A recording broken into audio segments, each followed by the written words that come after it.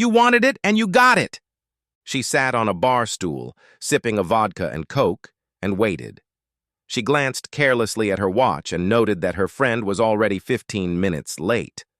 Thoughts flashed through her mind about the wisdom of this prank. The wait was adding to her nervousness and misgivings. Carrie looked around the bar. It was an ordinary lounge bar in an ordinary hotel. A handful of customers sat there, listening to the tinkling of a piano that filled the background behind the noise of their chatter. She sat alone at the end of the long bar, trying to remain aloof and unremarkable. The stares of a couple of customers made her nervous. They were looking at her the way a predator would, perhaps seeing her as an easy target. A lone, vulnerable woman, or perhaps a call girl, the way she was dressed and the fact that she was alone in the hotel bar gave the predators food for thought. Where was she? She glanced at her watch again, now 20 minutes late. She sipped her second shot of vodka and Coke, the warmth of the cool liquid warming her throat as she looked around the bar. She caught the eye of a man sitting facing her at one of the tables. He raised his glass and smiled. She blushed and her eyes immediately averted, but she could feel him watching her. She tried not to look away, sort of enjoying the attention but not wanting to intentionally attract or encourage it. Her phone beeped twice. It was a text message. She rummaged through her purse and pulled out a smartphone from there. A few flicks of her fingers and the text filled the screen. It was short and sweet, which was strange to Grace. She usually liked to spew out line after line filled with gory details if she couldn't call and talk. "I'm sorry, honey, I can't tell you what happened. Something really important. G." She looked at the text message and her shoulders slumped. All the trouble she'd spent organizing this evening was now a waste of time? She dialed Grace's number.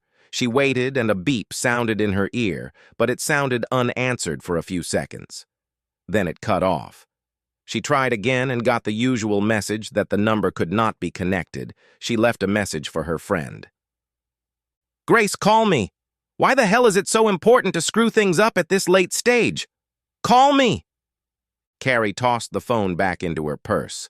She stared down at her drink, her thoughts racing as she tried to think through her next move. Grace was with her every time she ventured outside of her marriage. In fact, she was the one who had encouraged her along the way. This was the first time in almost 2 years that she hadn't shown up.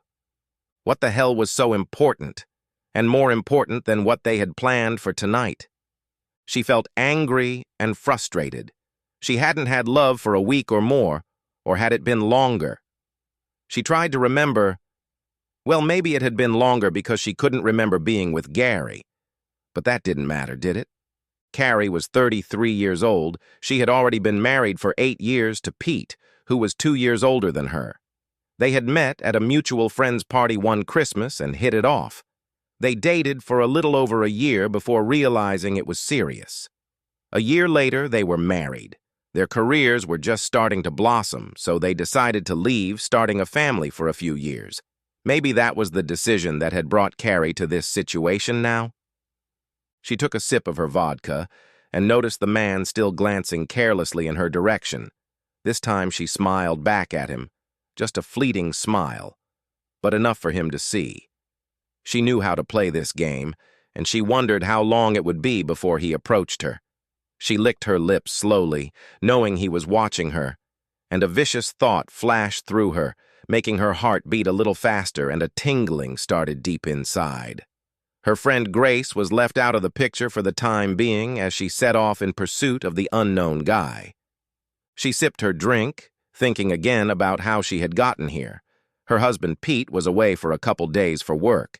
He was a safety consultant and had been brought in to work on risk assessments for work on specialized work sites such as substations and railway lines.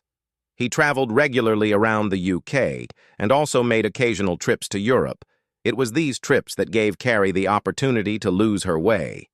Her friend Grace was all too eager to have a friend with her, especially after her own marriage ended in divorce 3 years ago. Grace was caught in her own bed with 2 men when her husband sent an investigator to deal with the cheating wife and her lovers. Grace, though shocked and surprised, was unrepentant, And when it was revealed that he had been watching her for weeks, she realized there was no point in trying to defend something for which there was no excuse.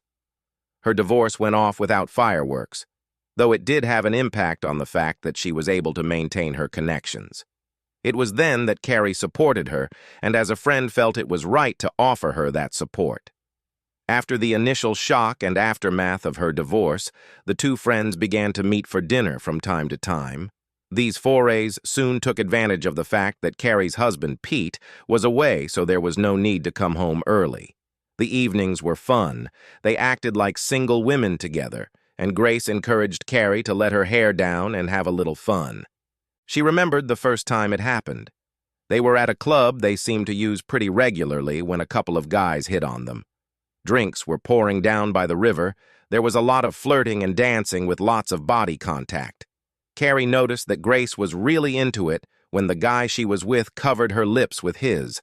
After that, it was all a blur until she realized they were in a hotel room naked, and it was almost 3 a.m. She shook her head, bringing herself out of her reverie. The thoughts she had then were confusing, erotic, and mixed with shame, excitement, and betrayal. It had taken some time to come to her senses after that first time. Almost 3 months, actually, but then it happened again and again. It was now commonplace for the two women to go on the hunt for men. The earlier thoughts of her husband had been replaced in her nightly walks by pure lust. No thoughts of betrayal were now allowed into her mind. She sought only the lust that strangers could give her. Tonight was supposed to be another fun night, and now her friend had backed out at the last minute. Such a disappointment. She tried to remember how long it had been since she'd last had an affair with Pete. Surely it had only been a couple weeks ago, but she couldn't remember. She'd been seeing Grace a lot lately since Pete had been on a few trips, so she'd been with other men. But with Pete? Something was keeping her in the back of her mind. Something she couldn't bring to the forefront, but it was there. She finished her drink and set her glass down on the mat by the bar. The bartender looked at her. She nodded, and he turned to pour her another. "I'll pay for it if that's okay." His deep voice boomed right behind her.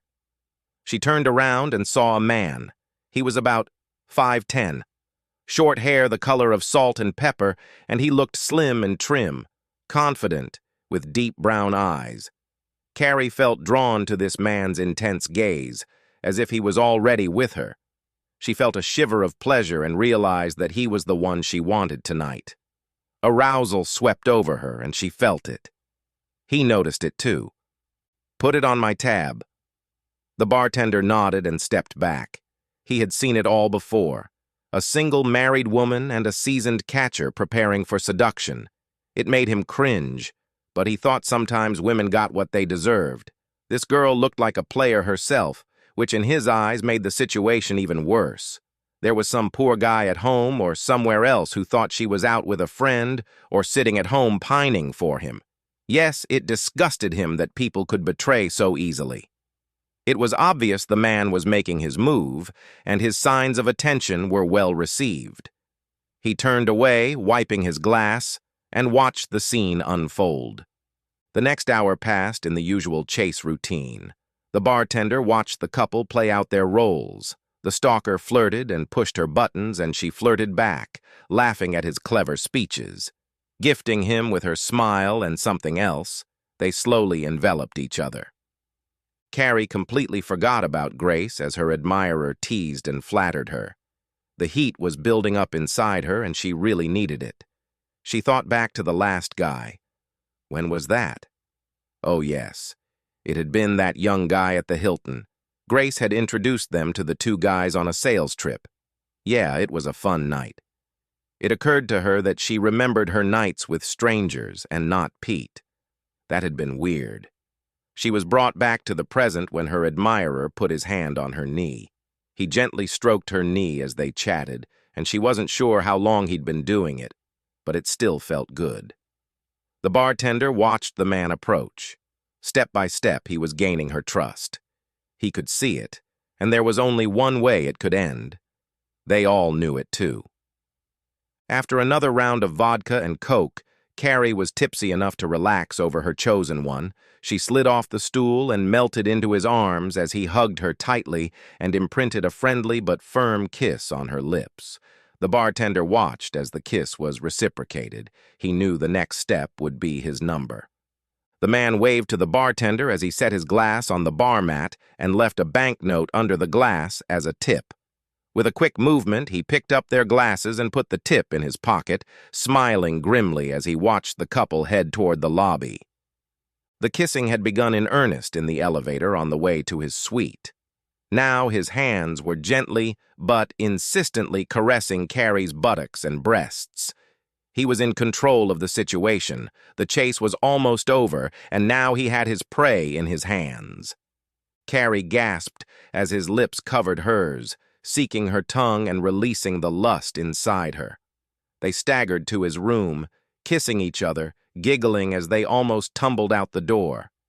Clothes were shed as they approached the large bed. Their lips locked together, and soon they were naked. Then they made passionate love. At about 2 a.m., they began to cool down a bit. "I'll call you a cab if you want. If you need to be somewhere." He smiled at her. "Thanks, that would be nice, but I need a shower first." "You go on ahead. I'll make the call." Taking a shower, she soaped herself from head to toe and basked in the warm water. Her thoughts slowly tasted reality in small pieces. She wondered what had happened to Grace. Everything was fine, though she was still having fun tonight. Then she realized there had been no call from Pete. Maybe she had missed it, but that was unusual, he always called. She wiped herself down with a big fluffy towel and started pulling her clothes back on. Putting on her makeup, she opened her phone, but there were no missed calls from Pete. She kissed her lover and left the room, heading down the hall to the elevators. She began to feel a nagging doubt in her head that sent shivers down her spine. Something wasn't right. She pressed the elevator call button and waited in the quiet hallway. All her thoughts were jumbled. Her body ached after a really good night of lovemaking, but her mind was working feverishly. She flinched when she heard the bell heralding the arrival of the elevator. She stepped inside and watched the floor numbers descend to the first floor. Walking through the lobby, the receptionist on duty smiled at her as if she knew who she was. Carrie grinned to herself. It wasn't the first time she'd been mistaken for a woman of easy virtue leaving a customer at this time of night. Carrie climbed into a black cab on the curb and watched the lights of the city go by as she was driven home. Home, she thought. Pete wouldn't be back for another 2 days. She still had plenty of time to spend alone unless Grace showed up. She'd sent her a text. "Spent a great night with a real stud. Sorry you missed it. Call me in the morning. K." Leaning back in her chair, she replayed last night's antics in her head. She had his calling card if she wanted a repeat. The cab pulled up in front of her house. It was dark except for the security lights. She paid the driver and weaved down the walkway to her door. She stepped inside slowly and threw her bag on the living room floor, kicked off her heeled shoes, and headed for bed.